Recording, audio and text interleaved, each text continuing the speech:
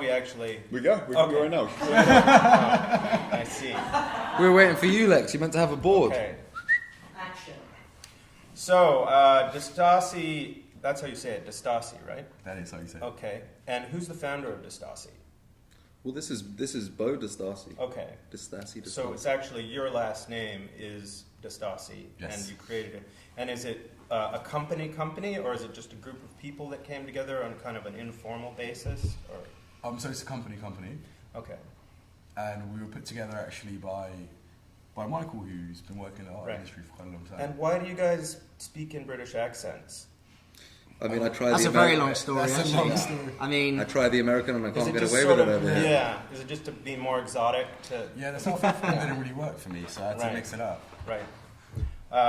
I actually am British, but I speak in a North American accent. So that's kind of, Oh, you get away with it. We can talk about that later. So you represent a bunch of different artists, and how did you come to meet Matthew? Do you know what? It's been it's a funny world we live in because we've got social media now, and I guess everything's kind of faster connected. You know, you can speak to someone instantly, whereas I guess maybe 10 years ago it was slightly harder. I was fortunate enough to work with some incredible art in the last kind of 5 years, and I guess same as anything, once you understand the mechanics behind something and you understand maybe how it works to a certain degree, Distassi came about really just from a point where we could get our own kind of creative ideas on the table. We could really start picking out artists that we felt passionate about and work with it. How did I get to know you? I think I bought a few works off you, right? Yeah, from some private collections. And then me and Mike were put into contact. So I'm the gallery director here at Contra. I guess we could kind of lead into that as well. So right now we kind of have this collaborative event going on. It's called New York via London, where Michael and his team brought over some really cool works. But before we had this exhibition we're running right now, I was doing some private collection sales, and we met via that because you had some pieces I was interested in. And then over the past year or so, we've been kind of going back and forth. And it's kind of where we started this idea from, to work a little bit. So it was just kind of through the internet that you met because you had similar interests? You could say that, yeah. I mean, there's a few artists that I really collect. So I guess when I was same as any collector, when you're really looking around to try and find some good works. I managed to find these guys, and I think that was maybe over a year ago. Yeah. And I'm interested in Schoony. This is Schoony behind us. It is. Sculptor. Yes, it's Schoony. And how did you get involved with Schoony? So I worked as a consultant for a few years in the gallery in London, Woodbury House. They're based in Soho. They've got a really nice space. They've been dealing with his work for maybe 4 years or so. And Matthew, had you heard of Schoony before they introduced you to him? I was familiar with, I guess he had the Child Soldier, but not by the name. I saw them at a couple of fairs, there's kind of, these works, especially the kids in the panels, and like this kid here you can see with the grenade, or some have a gun and these large boots. Yeah, they're very striking. Yeah, they do really good at fairs because when you have something that's kind of like, in your face and noticeable like that, when you're kind of going from one booth to another, you're just seeing a bunch of, abstract works and this and that, there's these kind of sculptures stick out. So I didn't know him by name, but I definitely was familiar with, the children's soldiers. Recently, I just heard about Schoony through these guys, and the first time I saw it online, I was just blown away. But mainly the production values, because they're kind of realistic and exaggerated at the same time. They sort of have enhanced reality quality to them or something. And then you were saying that he's been around for a long time. Yeah, so I believe his... he's such a great guy to know because number one, he's a barrel of laughs. He's the nicest guy you'll ever meet. But his father did a huge amount of work in the film industry, so prosthetics and things for major Hollywood blockbusters. And I think he kind of from school went straight into the film industry, and he was doing props and prosthetics for Lord of the Rings, Star Wars. I think more recently he's done Kick-Ass, Troy. Yeah, he's done a bunch of films, and then I think he really started taking his craft seriously about 10 years ago, as far as creating his own work. Well, have you heard of Ron Mueck?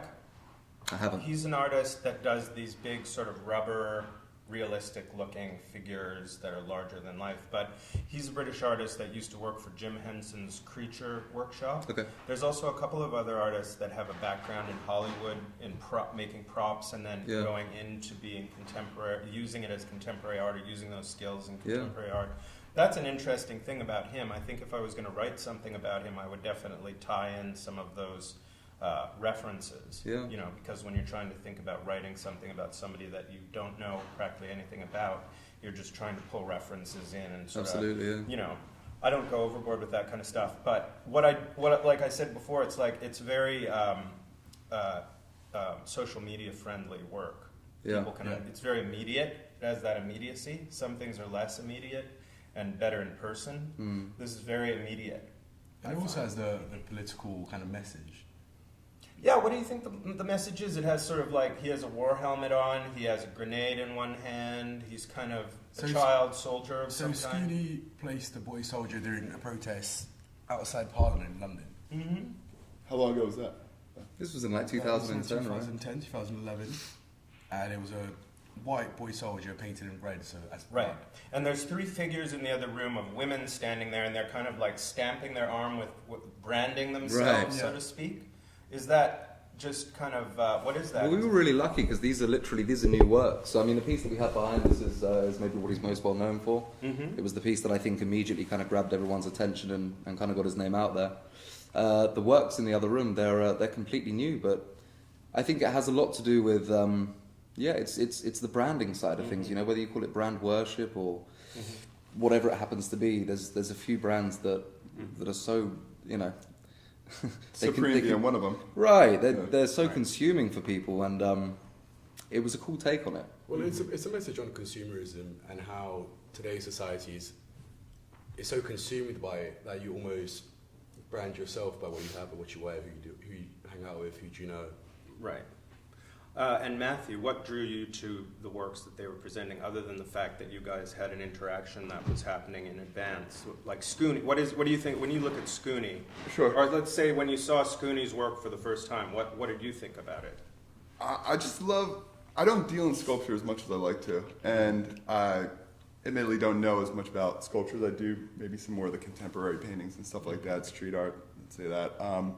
But they're really noticeable, and you know, like I said, like I knew the works, I knew and the political nature of it too is really easy to pick up on. You know, like you notice a kid with a grenade or a handgun, especially in the United States, you know, it's pretty political, but it just kind of sticks with you, and you know, there's not too much color going on in these things, but at the same time, you know, it catches your attention, and I think that's kind of what was cool. Like I like the, you know, nature of like, it's not incredibly deep and layered that you know, a normal person or you know, people can't just pick up on it. I think that was cool about it, you know.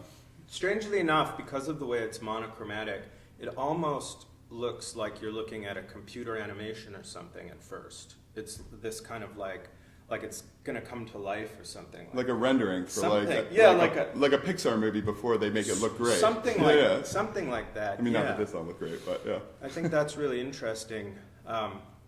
And the female figures in the other room, do they have helmets on, or is that their hair? That's their hair. They have that. Yeah. And do you know much about the origin of those figures? Do you know what? I really don't. I mean, these are, like I said, these are really new works that he's been producing maybe in the last sort of year or so. And you had mentioned, because I looked at it and I kind of picked up the Empire Strikes Back reference. You Right, mentioned that he had actually done the frieze of Han Solo for the movie. I believe so, yeah. I mean, he's done so many films that, I mean, you sit here for the next half an hour and list them all, right? But it was cool because his skill doing that was so beautifully transferred into him creating his art. He's quite a creative guy. So I guess he used his skill and his imagination to be able to create his... So you have Schoony up here. Who is Schoony the main artist that you brought over, or did you bring over some other work? So we brought some Richard Hambleton works as well as Schoony. Oh, okay. And I guess there's some Richard Hambletons in London that people have, or I mean, he was basically a New York artist, but some of them made it over to the UK.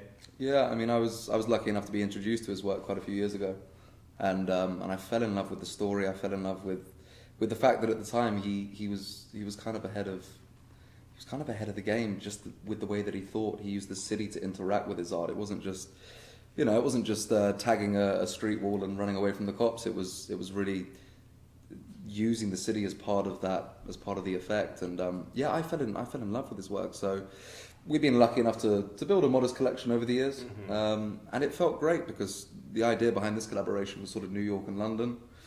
So to be able to bring, you know, the two artists that I feel we're probably most passionate about into one space was a cool thing to experience. It was a cool So it's thing more or less Schoony and Richard Hambleton that you brought to this show. Yeah. Yes. Okay. Yeah. I felt it was fitting. Yeah, absolutely. And then there's some other artists up here that Contra Galleries is showing. You have Delta 2. Yeah, Delta 2. He's a really good artist that we began working very closely with in the past maybe 2 months. So we just had him recently complete, I think, about maybe 15 works that we're just starting to roll out to the public, kind of through this event and a few upcoming ones we also And have. what is the history of Delta 2? So Delta 2 was very closely associated with RamLZ, not only just being best friends and living together, primarily through the 80s too, which is RamLZ's probably most known period.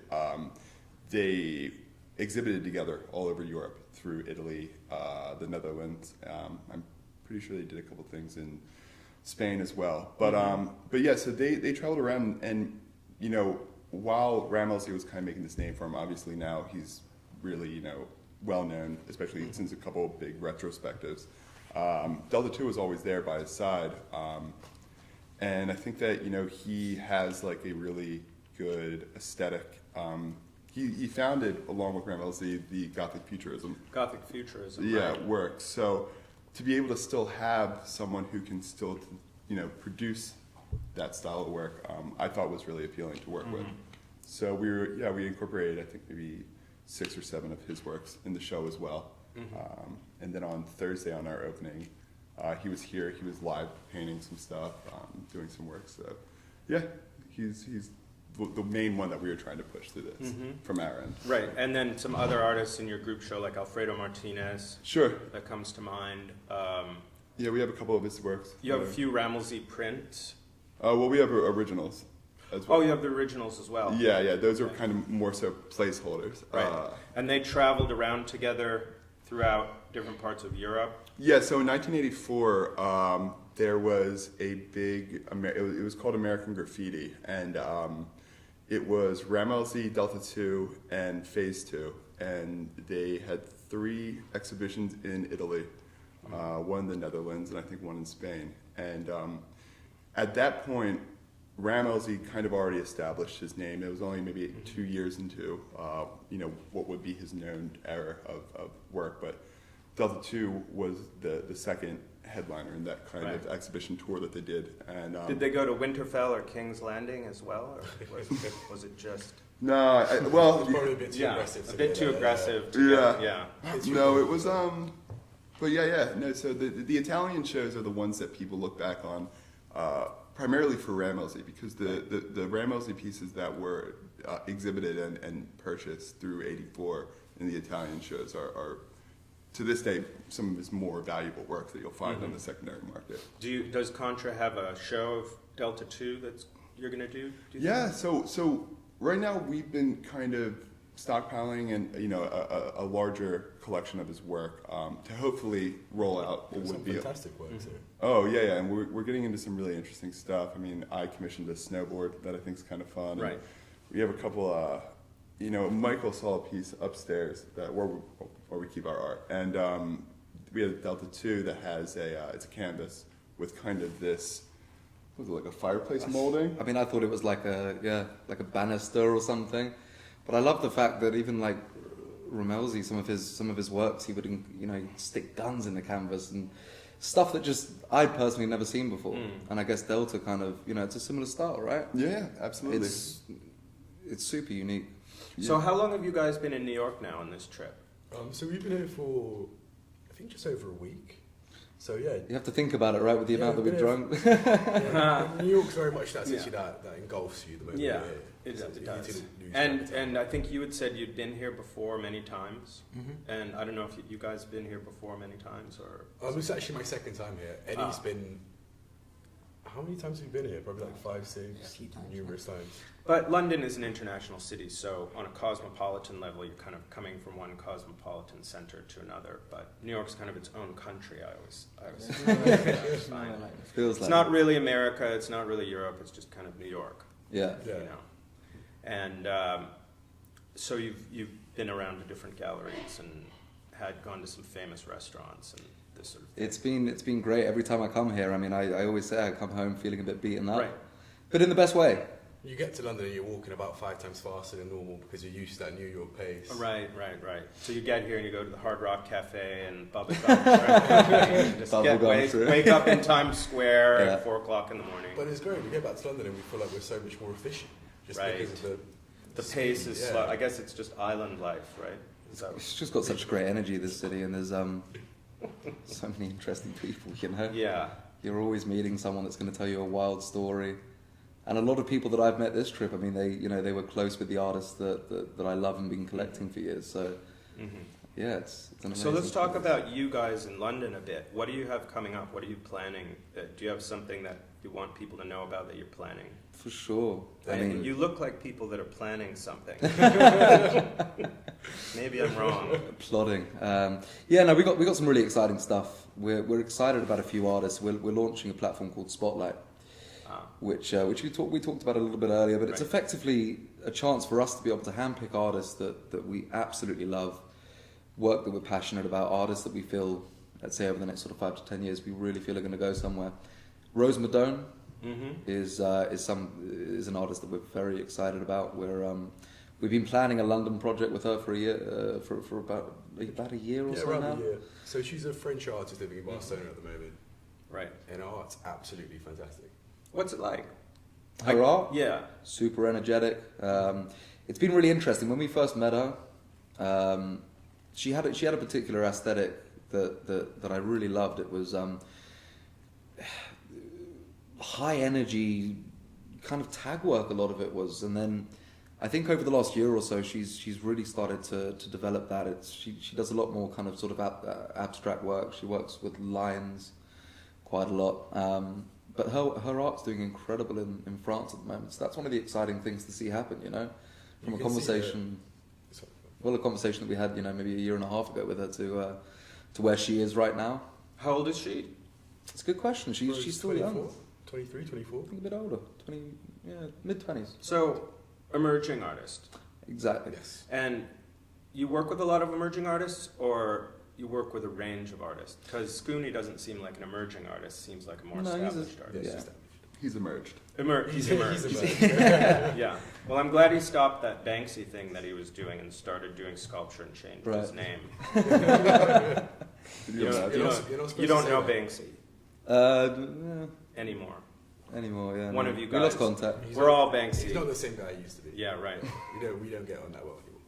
It's just the publishing the art magazine. You get into this like, who is Banksy? Banksy unmasked. I did a few articles like that where people were claiming that they were sending me real photos of him, and they said they used to work for him, and blah blah blah. It just goes on and on. I think I know who he is. Do you? I'm not going to say it on here. But Do you? Yeah. Do you? I know someone who's worked with him. The singer from Massive Attack, is that? No. It's Didn't they? actually- Isn't that what they said? It's Yes. Alex Turner from the Arctic Monkeys. Just hit it. That's not him. No, he would not even fit the age. He wouldn't even fit the age range for that. We could do a whole panel talk just about who Banksy is, or who we think Banksy might be. But I think once Banksy tells people who he is, he might not be as interesting. I think it's one of the cool elements, right? It's It also still, might it's not still be one elusive. person. Yeah, it could be a whole bunch of people. Could be all of you guys together just completely lying to me about your identity. In fairness, you said a lot about Banksy. It could be you. It could be me. You never know. It could be me. Doubtful. If it was though. Noah. Yeah. Hope Yeah, I had I'm some taking penis. on a new role The now. ultimate double bluff all these Yeah. years. Yeah. I just had to change my identity to something public so people wouldn't suspect. We should talk about the Aldeas. No, go ahead. Oh yeah, no, I'm just I'm getting off topic here. I'm going a little crazy, but the Aldeas collaboration. I just saw Aldeas last night, and for those of you in Radioland who don't know who Aldeas is the other half of the Basquiat Samo graffiti team that they were doing in the '80s, where it was like one of them would go out and write Samo as a solution to blah, blah, blah, or whatever. I can't remember the exact wording, but then it was copyright Samo. So when Al Diaz writes the Samo graffiti, it looks exactly like when Basquiat does it, or very similar, because they were a two-person graffiti team doing that. And sure enough, Al Diaz has done a collaboration with Schoony and written his graffiti tag style as a collaboration on the Schoony piece that's hanging in the other room. Yeah. How did that happen? Well, the name of the show is New York via London. So all of us thought it would be appropriate to find a piece that an artist from New York, who's an absolute legend, and an artist from London. There you go. Thanks for bringing that up. I was like off topic with all that Banksy stuff. It's a special piece. It is. And it's very interesting because Al Diaz has done a few other collaborations, and also he has his own work. But that's like, there's a lot of British and American history now kind of coming together as a result of this collaboration, which I think is kind of exciting. That was an exciting. That was the idea. It was to put, real New York work and real London work in one room, and then to be able to get one piece created with a real level of New York influence was, like I said, it was a really special piece to see being created. Mm-hmm. It was such a privilege just to meet Al Diaz in the first place. I think he described himself as the alive half of that team. Well, that would definitely be the case. What did he say? The It's not the living dead half. So. I saw him the other night and he was like, yes, I'm the living half, or something to that effect. He's a really nice guy. Yeah, really nice guy. He's got some good stories. Oh, his book got... Oh, yeah, right. There was a book release. I was at an art fair and he was doing a book signing. What's his book about? Do you know much about his book?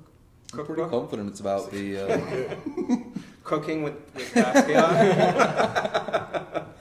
Basquiat Pad Thai? No, what's his book about? It's terrible. I forget the title of it, but I'm pretty sure it kind of covers his history. From kind of, when he started tagging with Basquiat and a few other well, artists. here's the thing. I've met a lot of guys from that Basquiat sort of Ramelsy, kind of Richard Hambleton, the kind of like New York in the 80s kind of thing. And one thing, and also Anthony Hayden Guest is another one. Anthony Hayden Guest actually made the point to me, and I didn't really think of it that way, is that in that era, there was a small number of artists. You could go to a small number of galleries, maybe 4 or 5 major galleries, and you'd see everybody. And now with the MFA programs and the way that there's so many artists being pumped out all over the world onto the scene, all of a sudden there's like enough artists to fill Shea Stadium, Sure. So it's just like, I don't remember why I started talking about that, but, I was just going to say, like, when you meet people like Al Diaz or people from that era, everybody knows everybody, because it was only like a space like Contra Galleries or a space like Mary Boone or something like that, and everybody just knew each other there because it was a small art world. There was like maybe 50 important artists in the world. Now it's like thousands. Yeah. So it's interesting to talk to those guys because it's like, oh, did you know something? Oh yeah, I knew that guy, I knew that guy. If I had $1 for every person that knew Basquiat or Warhol personally, I'd be, I'd have at least $100. But you know what I retired. mean? Yeah. You know what I mean? It's like so a Basel would never be able to exist at the scale it is today. I think they had Biennale. They had Venice Biennale. They had international biennales, and that was not like an art fair, obviously, but it was maybe the more international art meets tourism meets the international scene summit, and of course the curatorial values of those things were more museum-like, not as art fair-like. Yeah. Where anyone can kind of get. I mean, art fairs are just, let's face it, art fairs are trade shows. It's pay to play. Anyone can be in it. Really. If we were in the car industry, it would be like a car show. Anyone could be in it, but some of them. Yeah. Well, if we not all. But if we were into boating, it would be like a boat show or whatever, without the prostitutes. Or maybe there are prostitutes. I wouldn't know, but you know what I mean. Yeah. No. It's like a trade show. That's exactly what it is, like right? selling washing machines in a booth at a convention center. Yeah, absolutely. So that has an effect on the way they have to present things because everything's obviously for sale. For some reason, I keep saying things, and I can't remember why I started talking about what I'm talking about. But I think it was because of something. You were saying because the circle was a lot smaller, I guess. The circle was right? smaller. So, and he brought up the point about art fairs, and there wouldn't have been any art fairs to speak of, at least with living artists. And also, I don't think a lot of those people. I mean, certainly the '80s had big price boom, where certain people were making a lot of money, like classically, like Basquiat or. One of those kind of guys.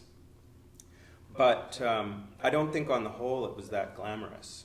I think later on we get to know these people as mythic figures and the value of their work has gone up. Yeah. Maybe not in Basquiat's case because he was getting big prices back then. Sure. But I'm not sure if Richard Hambleton at a certain point was getting much for his work. And then after it started to kind of... So Richard in the blow up. 80s, I think Michael might be able to explain it better than I can, but Richard used to sell for twice as much as Basquiat did. Okay. How long would that have lasted for, though? In the 80s? He was doing that in the 80s. I don't know if he was selling for quite double, but so there's a beautiful, in the International Herald Tribune, I think I can't remember exactly what year in the 80s, but during the 80s they did a huge article on the boom of graffiti art, and instead of using Keith Haring or Basquiat, they chose an image of Richard's work on the street. And one of the interesting things was it would say that at an average, if you wanted to get a Basquiat, you'd be paying about 10,000. If you wanted to get a Keith Haring or a Richard work, you'd be paying about 15,000. So he was up there in a big way. But I think that it's safe to say he wasn't maybe a careerist. Well, he shunned it, didn't he? Yeah, Richard did When it was about to pop, he changed his style, didn't he? And started doing those incredible landscapes. When people wanted the shadows. Yeah, Richard's an art. Well, he seemed to be an artist. So less about giving people what they want, but more about expressing his feelings and his emotion, and less about the celebrity aspect of it. I think he had offers. He had everyone trying to get a piece of him at one stage because he was Covers of magazines. maybe the first guy to really do what he did. He interacted with the city with his work, which hadn't really been done like that before. Which is kind of what drew me to it. But he's got. His whole story is so incredible, and it's kind of a shame that it takes for someone to maybe not be here anymore, for someone to for people to really start recognizing just how great of an artist someone was. Yeah, well, that's the cliche of the dead artist's prices going up because their production is just one thing, and then it becomes kind of a scavenger hunt to bring works together. Yeah, and they become valuable like anything that's scarcer. Diamonds or gold, right? McRib sandwiches.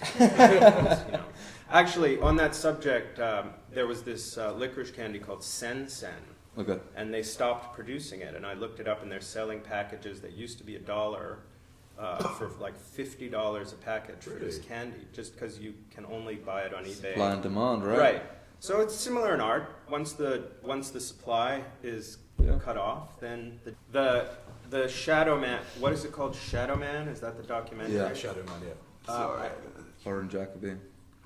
I haven't seen it. You haven't? No. It's great. Amazing. But I have sourced some Richard Hambleton works, and it's been quite an adventure. That's all I'll say. You guys have quite a good optimistic look on how it's going to be looked at in 5 years, you were saying. It's hard to say. I wouldn't call it optimistic. I would just say just looking at his historical value and his works within themselves. Sure. Absolutely. I think it was an important, like you said, out of that, it was a smaller group maybe during the 80s. Yeah. And he was very much an important part of that. Right. And so, yeah, I think as far as the history of that whole scene's concerned, he's someone that you can't really look past. And it's interesting because I had heard of it, but it's had this resurgence since the documentary came out. Like this really, really specific resurgence in his prices and in his notoriety. So that's an interesting artist that you guys brought over. Should we make a documentary about Schoony right now and see if it works? This could be part of it. You never know. This could be part of it. We could be doing that right now. The interviews with him would be very fun to shoot. Yeah, it was a shame. He was going to come over with us. And like last minute, we're about to jump on the plane, and he was going to come on the day after that we were flying out here, and he texted me.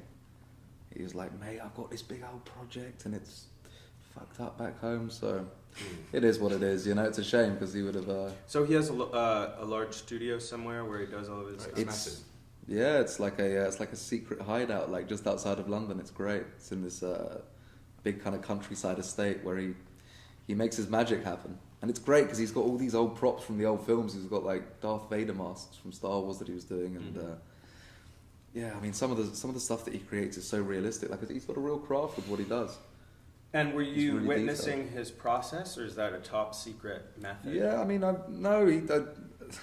could never understand the entire process, but yeah, I mean, he kind of explains how he does it all. I think a lot of it's kind of casting. Mm-hmm. So these aren't real children. Well, this was in his time. nephew. This was a cast of his nephew. I think like 10 years ago that he did. Yeah, I saw that online. He has like the kid when he was little, and now Right. he's grown up a Right. little bit. And then So that's he's it. found a way to mold. Or his godson. I may be wrong in saying nephew, He's but found a way to mold them, or So he uses 3D imaging. To find Oh, the okay. actual- Right. Yeah, I think So he'll mold them and then he'll get a 3D image kind of shot Right. of it. And So you were, if I can just jump in here, you were saying that he started taking his art seriously 10 years ago. Is that right? Well, obviously he's taken his work Well, seriously but his whole like- life, but it's just he started creating his own art. His own art. Yeah. Yeah, exactly. So that would have been 10 years ago, you said as well. So that was one of the first kind of things Well, this he is one of started the- doing. Yeah, I think it's safe to say it's the piece he's most well known for. Sure. I mean, the story is there was a big anti-war protest happening at the time. I think it was the Iraqi war that was really heightened, and there was a big protest in London. And as you know, timing's important with a few things, right? So he's placed one of these boy soldiers during this big anti-war protest, and I guess it was really fitting. The press jumped on it. where did he place it? It was right outside the Houses of Parliament. He placed it literally on the street. In fact, this one may have been a panel. I think it was a panel work that he did, but it was the boy soldier. Yeah. And there's three of them. yeah, and the timing was it was impeccable on his half, you know. And then ever since then, I think he's because of his history in the filming world, he's got a lot of celebrities that collect and love his works. Yeah, and his studio is insane. He's got all these pictures with like every celebrity you can imagine, just working. Yeah, it's great. So do they ever get really monumental, or is that about as big as it gets? So he does some huge things. I think the reason he didn't come out this time is he's working on a project where he's creating a head for something. I didn't really go too deep into it. With the rickshaw. But the thing is like huge, like 6 foot or something.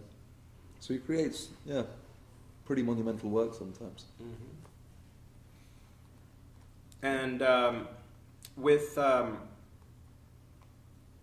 British art, there's been a lot of, I mean, the main history of British art, at least since the 90s, has been like the Sensation show with the YBAs and that whole kind of thing. And who was the advertising executive who was part of that, who's a collector? He was married to Nigella Lawson, the cook. Oh, Charles Saatchi. Charles Saatchi, Yeah. right.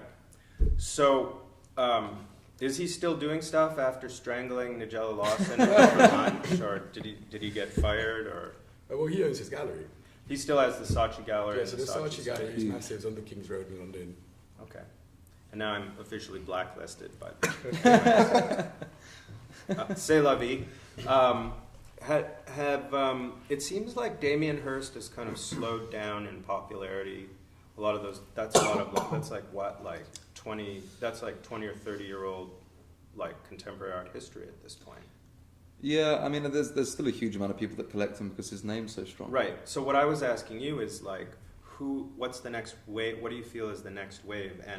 And what part of what you're doing do you feel like is going to? Because part of what you're doing, I think, could be like the next wave of internationally prominent British art. Because there's really nothing. Not nothing, but like. There's not a whole lot coming out of the UK as far as contemporary art goes. So when I see stuff like Schoony and I see some of the other things that you're involved with, I think maybe you have the potential to really bring something forward in the next few years. Because you guys are relatively young and energetic. A few grey hairs. A few gray hairs. It happens. Not as many as I have, but in the next 4 or 5 years, you know, you have the potential to really do something historic with the artists that you're presenting. Yeah, I mean, none of us studied art, so we don't, none Well, of that's us, a good start. Yeah, none of us. Yeah, everything is done from a basis of whether or not we like it, and I think the artists we got at the moment, for me at least, I don't know about these fellas, but I have to like the story. If the story's good, and I like the way it looks, surely they're the two most important things from a certain angle. And then with the new up and coming people, for like Spotlight, like Rose, it's exactly the same process. We'll probably see it on the streets, and we'll try and figure out who did it. Right. It's another guy, Nathan Bowden. He's all over the streets in London at the moment. He does some cool stuff. But that's mainly the thing. We're running around London all day, and there is new stuff cropping up, pretty much every week. Basis, yeah. And then if you see something and you like it, it's just become a bit of a habit for both of us. I've been annoying my girlfriend every corner we turn. In New York, I'm like, oh, that's so-and-so, or that's so-and-so, and it just becomes a habit after a while. And I think in London it's the same thing. We'll see something new, and it'll be infectious. We'll want to find out who it is, what they're doing, who they're working with, how big they are, where they're from. And have you visited any galleries or museums in New York, or were you mainly just going to These guys have got a list that they're doing tomorrow and the next day. You did one the other day, didn't you? Yeah, we've been to a few out here. I mean, Woodward Gallery they're on Eldridge Street. Yeah. They've been dealing with Hambleton's work for years. So they've got an incredible collection. So it was great to meet with Christine and John over there. A new museum of modern art. We've got a few museums. Right? Yeah, I mean, there's some great galleries around. Yeah. But obviously you have the MoMA and you have the new Whitney and I mean, it gets pretty touristy. I think that's a great thing that you're doing this with Contra, because Contra is really like a genuine New York space. Yeah.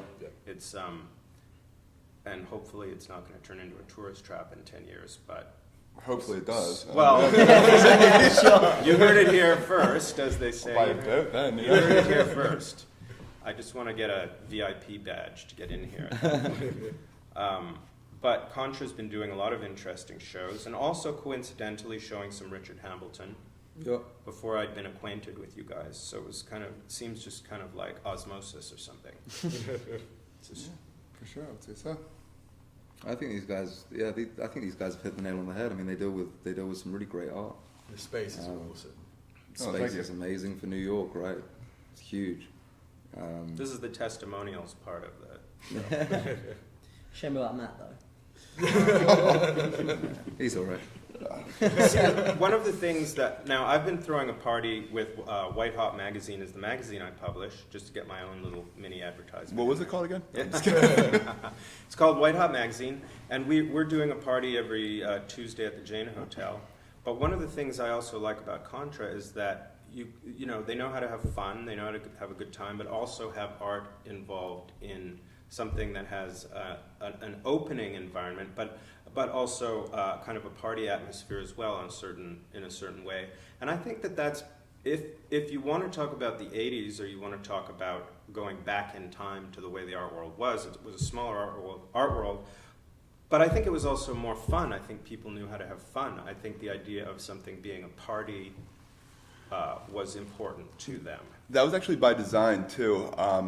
When we started doing this, it was kind of in response to, if you're in New York or live here, there's a kind of this atmosphere of you cater to the Long Islanders, right? So you cater to the people who have a house in the Hamptons, who live in Long Island, live in big houses, because that's what the money is. And, you know, hopefully they come to your gallery and they expect a certain level of sophistication, you know, seriousness. And then, you know, they buy the work. But that market's always going to be there. That's not going anywhere. We wanted to cater to a younger audience. Maybe, you know, we always say like the younger Wall Street kind of, not in a bad way, but like frat boys who, you know, don't know as much about art as maybe, let's say, someone out in the Hamptons, but that doesn't mean they're not interested in it. And we kind of wanted to make like an atmosphere where anyone can come, anyone can enjoy the art. They can find out about art if they don't know it. Maybe they can find some new artists that are cool. They can start their collection. That's another place we want to be at. We want to be at the start of, you know, a new collector's collection. So rather than kind of have what has become kind of this standoff, kind of white glove kind of experience that a lot of the galleries have now, we wanted to have something that was a little bit more approachable. So that's kind of why we kind of merged it and made it a bit more fun and take it a little bit less seriously, I think. Yeah, I mean, you can have an opening, but I think back in the 80s, if you want to have a feeling of what it was like, I think and I remember the 80s, that dates me a little bit, but I wasn't going to art openings in the 80s, but maybe mid-'80s. But from everyone that I know, at least from the New York scene of the '80s art world, there was a lot of parties. Yeah. There was a lot of good times happening while there were art shows and art openings. And I think that the Chelsea art world in particular, and the New York art world, and the art fair environment has turned many galleries into like fucking libraries practically. Where Sure. Just No, like I feel everything that. is so tense and I feel everybody's like you're treading on eggshells. Yeah, it's like You it's almost just. feel unwelcome at some of those. I think There it's was a they time- kind of lost the plot in a certain way, in the way that they've kind of turned galleries into museums. Like Yeah. if you go into David Zwirner Gallery, you go into Gagosian or one of these kinds of places, you might as well be in Museum of Modern Art or something like that. Sure. There's really no, it's museum space. It's not really a gallery per se in that way. I just, to me, I mean, it just seems like a very stagnant pool when everybody's that uptight about everything. Yeah. It's an uptightness. I Yeah. think this uptight aesthetic is coming. And Contra is one of these, or maybe the only place right now that actually is operating the way it used to be, the way that New York would have been. That's right. And all of the artists that have come here for, say, like the '80s show, who are actually, the Al Diaz types or Delta 2, or different people that have come in here who were there in the '80s in New York during that time. I've talked to them, and they say that this reminds them Right. of Yeah, that. I get that a lot. Much reliving Right? it. Yeah, You get that for a sure. lot. Yeah. Yeah, So that's a very valuable thing to do, if you value that. But the art world is just totally gentrified and art faired out Yeah. in other areas. Yeah. I mean, like I said, we're trying to cater to, like, what I say is, like, we try to get people to start their collection with us. We want to invite people in who might not even, know that they want to start collecting or won't know where to start. I have some people, they're on their 7th, 8th piece now of these shows that we've been having. We have seasoned collectors who come through and, come for, the Delta 2s or someone that they're already familiar with. But, now we have a client base that, like, trusts our, curation. And I feel like, having an inviting kind of party atmosphere, kind of a, more 80s kind of thing going on, gets people in who, would be spending money anyway. So might as well, get into the art world with us, I think is the move, Mm-hmm. Yeah, I would agree with that. I mean, I think it takes all kinds, and in a lot of ways, not to be super negative about the art world, but I've spent a lot of time in the art world, and it's very hermetic. It's very kind of a little too squeaky clean to be productive and to, Be creative. Yeah, and also they have a tendency to, kind of hoard their collectors. Every gallery hoards their collectors. Like if you wanted to just go into something like David Zwirner Gallery or whatever and just say, okay, I have X amount of money and I want to buy that, they won't sell it to you because they have a waiting list of their Right. collectors that are all like groomed and relationships with people that. So it's like galleries have collectors and galleries have artists. Yeah. It's not as random as people think it is. Oh, definitely not. No. So And I guess it's been that way for a long time though, right? I think it's become more like that, and more exclusive, and more cliquey, and more tribalism, and more division between cliques of people, and I think that I don't think that's a productive way to move forward at this point. Maybe it worked for a while, but right now I feel like we're on the edge of some real change. I mean, three or four galleries are closing a day and have been closing a day I've in heard. New York. So many gallery closures. And that also has to do with the fairs, though, too. People Also- spend their money at the fairs. Right. Yeah. Yeah, and if you don't get in them, then Yeah. Well, booth costs, excessive booth costs, a larger number of art fairs coming up, and the frequency of the fairs, and it's like, When they cancel a show and then replace it with another show and Right. boot everybody, that also happens, too. So. Well, what actually happened is I think the pier had some kind of I black know, mold. yeah. Is that what you heard? Safety issues. Yeah, it was a safety issue. And then they were going to merge. Well, I don't even know if I should get into this, honestly. I don't want to get people mad at me. No, the way I understood it was Volta is owned by Armory Show. It's their emergent art. Is it? Yeah, it's their emergent artist show. And for a little bit there, it was going to be Armory / Volta when they had to move some of it over. And then I think it was like a week ago, they just canceled all of Volta and Right. just made it all Armory. I mean, that's fine. They refunded all the booze. That's not a problem. It's the shipping, I think, is the concern. They actually reopened it at David's Werner and called it Plan B. Oh, they did do that. Revenue. They did end up doing that. Oh, see, but it's all last minute. It was all last minute, and it looked kind of thrown together. I mean, I liked it enough. I thought it was a nice gesture, but it was a little bit last minute. You know. It's not my problem. Not your problem. But just as I mean, today is literally the Monday after Armory Week. So we can slam. No, I'm just we kidding. can slam. Yeah, we can slam Armory Week now because we have a whole year to But one thing I've noticed lately is that what galleries want to do is present a certain kind of an image and a certain kind of a face, and Contra is interesting because they have a certain willingness to let a scene be a scene, as opposed to control and manage and kind of control everybody into being the kind of scene that they sort of want it to be. It's more of an organic art world experience, and that's a very powerful experience in New York, and it's not an experience that's happening other places. Yeah. So I think it's definitely fitting with the art that they deal with. yeah, And I think you guys are on the same page. Yeah, this is the idea. It's funny because we've had so many conversations in the last year or so about, that there's a huge scene as far as galleries are concerned. You walk in and you don't maybe even feel welcomed. Mm-hmm. You go there because you actually want to see the artist's work. You want to be able to experience it, and there's obviously a big difference between seeing a piece in a magazine or online and actually seeing something in the flesh. There's a lot of times you go to a gallery to explore some art, and you walk in and it's...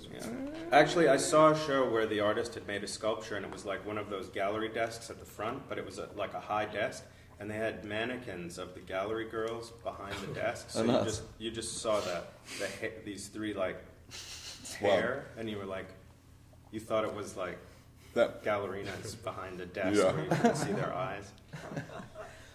But yeah, there's a whole scene where it's like it's almost like you want to be able to have a good experience when you see it, and this is kind of the idea behind what we want to create. You would invite the people that don't necessarily know a lot about art into the gallery and show them the works. Right. Yeah, that's what I was saying. Feel unwelcome. Yeah.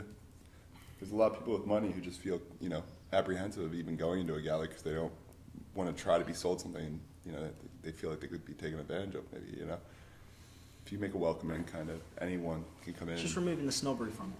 Yeah. I did the events for Distassi over in London, and our whole thing is that it shouldn't be cliquey. It shouldn't, you know what I mean? It should still have a certain platform where it makes the artist's art look as amazing as it can be, but it still shouldn't mean that you can't come in, or you can't, you know what I mean? It's like, come through.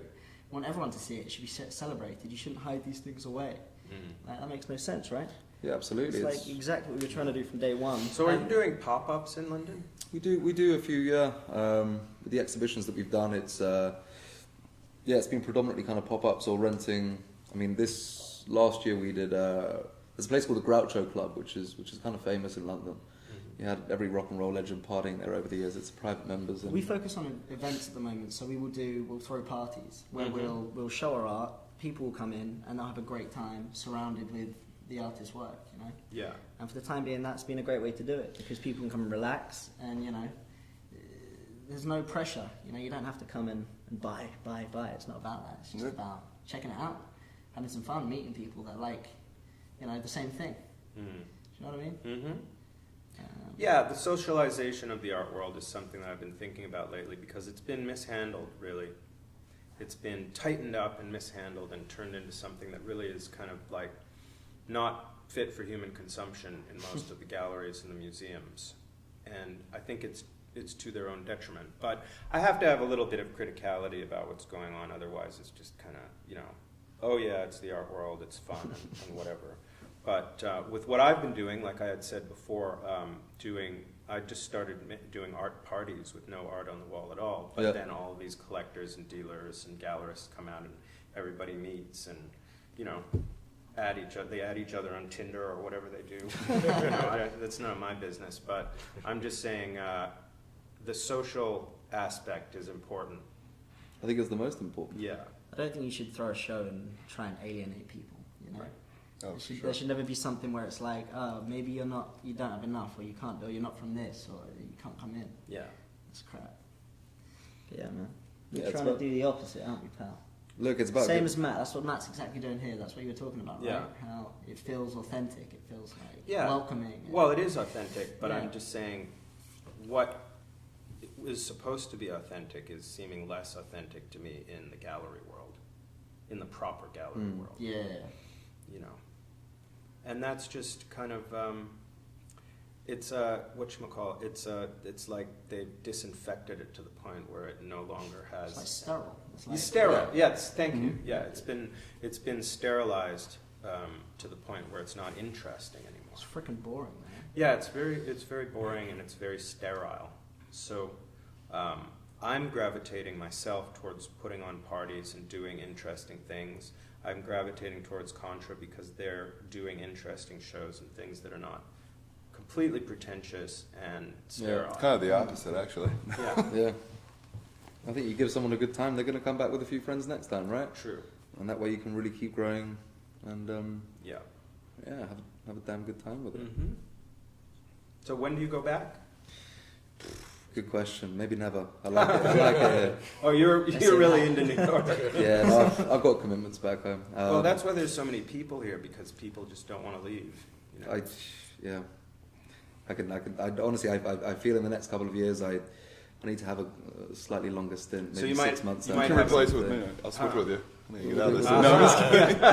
No, I like it here. The home exchange. I've heard you've got some good clients, we can do that. Let's see how So it you goes. might have some Distassi art people in New York and some in the UK. I think the idea for where we certainly want to go in the next, let's say the next 5 years, we want to be able to have a really, really solid foundation. We've got a good foundation at the moment in London, but really solidify ourselves. Interestingly, Asia, Japan is somewhere that right now I'm quite interested in. And New York for sure. I mean, the two major cities for me with the work that we deal with is London and New York. Mm-hmm. So it would make sense to have some sort of a base here, and it's a great place to hang out. So Yeah, yeah, indeed. yeah. All right. You got anything for Any me? final comments? I don't know. In closing, I would I would just like to remind you that no, I don't have any. I personally have kind of said all of my insights. It's been great. We could do a Warhol thing and just talk for 24 hours. Do that at your party. Yeah. Set up the mics and get Yeah. the camera going. There we go. Like that. Perfect. Sweet. Thanks for having us, Matt. Hey, you got it. No problem. All right. Should we cut it?